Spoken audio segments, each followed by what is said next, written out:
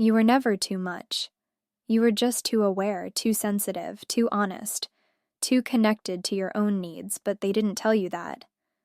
They called you dramatic, overreactive, needy. Until one day you learned to bite your tongue, to stay quiet, to play the version of you that was easier to love. And they praised that version, not you. Just your silence. They didn't love the way your eyes lit up when you spoke about something that mattered to you. They loved when you didn't speak. They didn't love how deeply you felt. They loved when you made them feel good, even at the cost of your own peace. And so, without noticing, you became the peacekeeper, the pleaser, the soft voice that whispered, "It's okay," even when it wasn't, even when it broke you. This is how emotional suppression often starts, not with a single loud trauma, but with 1,000 quiet moments when you were taught. Love is conditional. You are easier to love when you're silent. And so, you learn to love with self-abandonment. You called it maturity. You called it being the bigger person.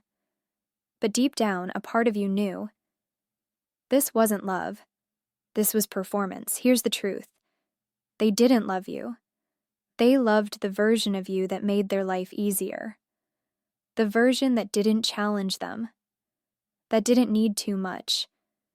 That kept quiet when something hurt. But real love, the kind that holds space for your voice, your needs, your full self, that love doesn't shrink you.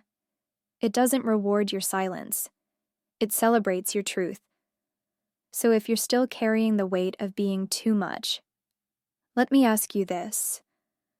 What if you were never too much? What if they were just too small to hold your voice? And if this is hitting something deep inside you, then stay with me. Because in the next episode, we'll talk about why you chase emotionally unavailable people, and how it all connects to that first moment you felt unseen. This series is about remembering who you were before you silenced yourself, before the world told you you had to earn love. So if you haven't already,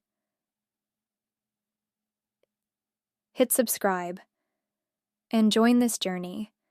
You deserve love that hears you, that sees you, that stays when you speak. I'm glad you're here.